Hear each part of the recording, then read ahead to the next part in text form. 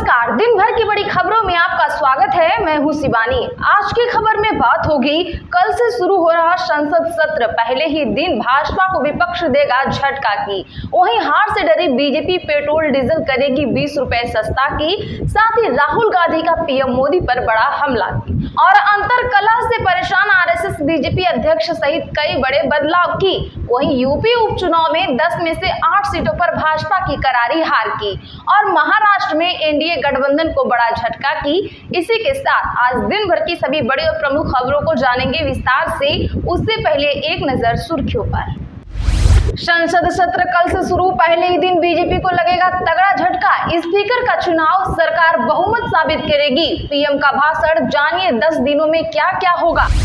शिक्षा मंत्री का मानसिक संतुलन बिगड़ रहा है। डीएनए टेस्ट वाली टिप्पणी पर बाप के सांसद का पलटवार। महाराष्ट्र में बीजेपी को बड़ा झटका। विधानसभा चुनाव से पहले पूर्व केंद्रीय मंत्री ने छोड़ी पार्टी, बताई यह वजह। पेट्रोल डीजल जीएसटी के दायरे में आए तो 20 रुपए घटेंगे दाम। पेट्रोल डीजल 75 रुपए लीटर में मिलेंगे। अभी हर लीटर पर 35 रुपए तक कमा रही है सरकारें। एनसीपी अजीत गुट के विधायक के भतीजे ने गलत दिशा में फॉर्च्यूनर चलाई। बाइक सवार को मारी टक्कर, मौके पर मरा। अब वो हो चुका है गिरफ्तार। केंद्र सरकार पर राहुल गांधी ने जमकर बोला हमला। कहा नीट पीजी परीक्षा के स्थगन का मतलब है शिक्षा प्रणाली बर्बाद हो गई है। कौन बनेगा भाजपा का राष्ट्रीय अध्यक्ष? नियुक्ति में होगी आरएसएस की अहम भूमिका। इन्हें मिलेगा मौका। आप विधायक ने एलजी को घेरा, बोले पूरे देश को दिखाया जाए मीटिंग का वीडियो, पता चल जाएगा कि कौन कर रहा है काम। उत्तर प्रदेश में 10 विधानसभा सीटों पर होगा उपचुनाव। कौन कितना ताकतवर? 8 सीटों पर सपा मजबूत। कानपुर में इरफान का विकल्प ढूंढ रही पार्टी। प्रज्वल का भाई सूरज रेवन्ना सेक्सुअल हैरेसमेंट केस में हुआ गिरफ्तार। युवक ने समलैंगिक संबंध के आरोप लगाए। कहा जेडीएस नेता ने फार्म हाउस पर जबरदस्ती की। बिहार में धड़ाधड़ गिर रहे पुल। हफ्ते भर में ढह गया तीसरा ब्रिज। 1.5 करोड़ की थी लागत। केंद्र ने झारखंड के साथ की दगाबाजी। मोदी सरकार पर जमकर बरसे सीएम चंपई सोरेन। कैबिनेट मंत्री जयंत चौधरी पर बदले टिकैत के तेवर। बोले सरकार से किसानों का कुछ दिलाएंगे। पीएम के दौरे के बाद चढ़ा सियासी पारा। पीडीपी ने कसी कमर। कांग्रेस की मंथन की तैयारी। दिल्ली दरबार पहुंच रहे भाजपाई। नीट पीजी परीक्षा रद्द होने से हजारों डॉक्टरों में निराशा। केंद्र सरकार पर जमकर बरसे एमके स्टालिन। राहुल गांधी या फिर कोई और? लोकसभा में नेता प्रतिपक्ष पर जल्द होगा फैसला। नीट केस को लेकर सियासी भूचाल। विजय सिन्हा ने तेजस्वी को दिया अल्टीमेटम। कहा सबूत दीजिए नहीं तो देखेंगे आपको। तमिलनाडु में अवैध शराब से 56 मरे। भाजपा ने पूछा मल्लिकार्जुन खड़गे, प्रियंका गांधी और राहुल गांधी चुप क्यों बैठे?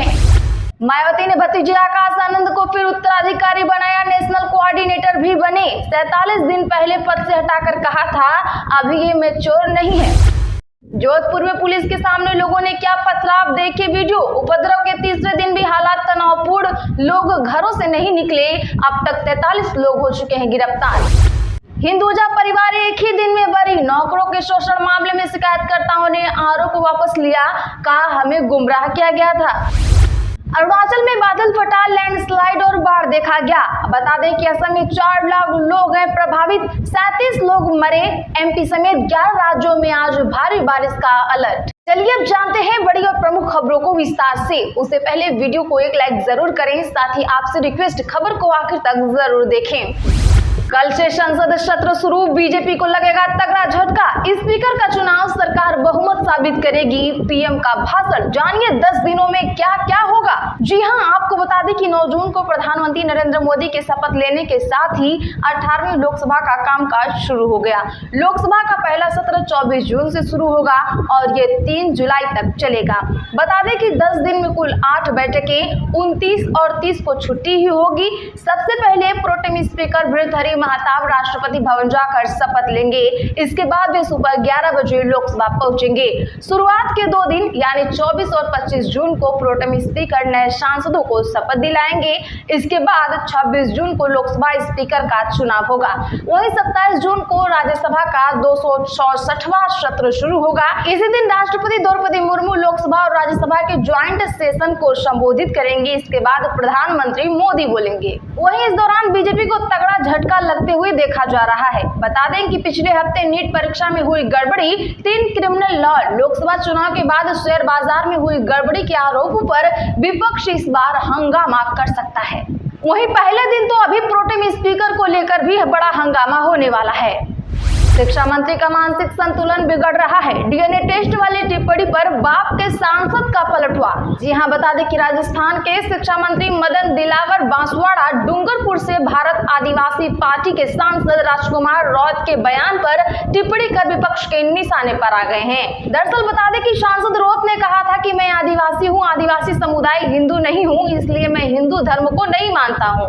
रॉय के इस बयान पर अब शिक्षा मंत्री मदन दिलावर ने टिप्पणी करते हुए कहा है, आदिवासी हिंदू हैं कि नहीं यह उनके पूर्वजों से पूछ लेंगे। रोहतवा आदिवासियों के डीएनए की जांच भी करवा लेंगे। महाराष्ट्र में बीजेपी को बड़ा झटका, विधानसभा चुनाव से पहले पूर्व केंद्रीय मंत्री ने छोड़ी पार्टी, बताई यह वजह।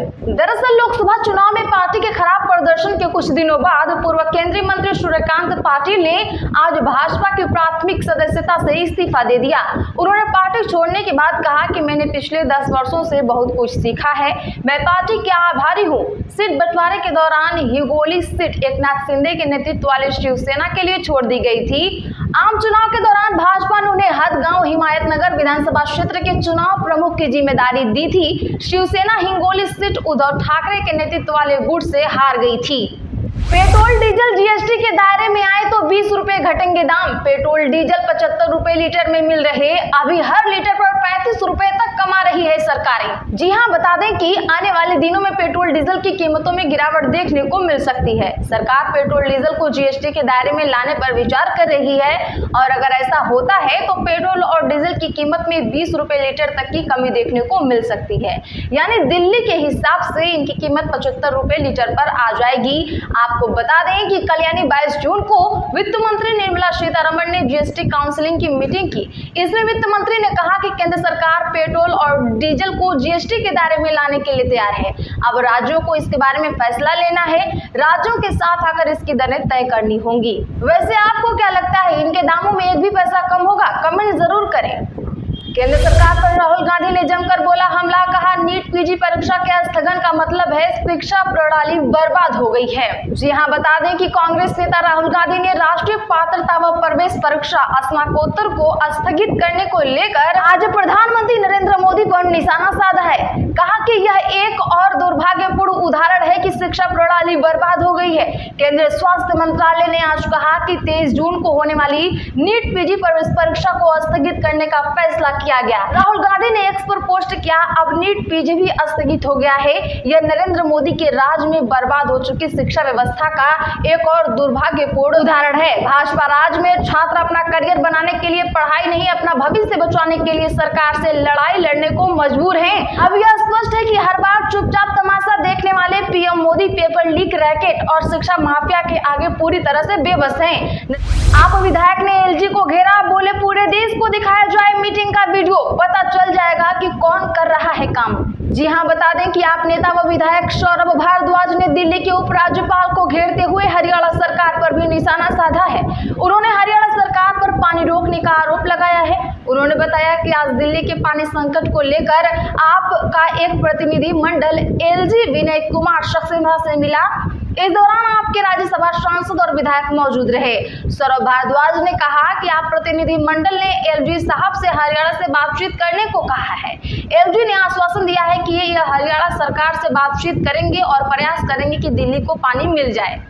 उत्तर प्रदेश में 10 विधानसभा सीटों पर होंगे उपचुनाव, जानिए कौन कितना ताकतवर। 8 सीटों पर सपा मजबूत, कानपुर में इरफान का विकल्प ढूंढ रही है पार्टी।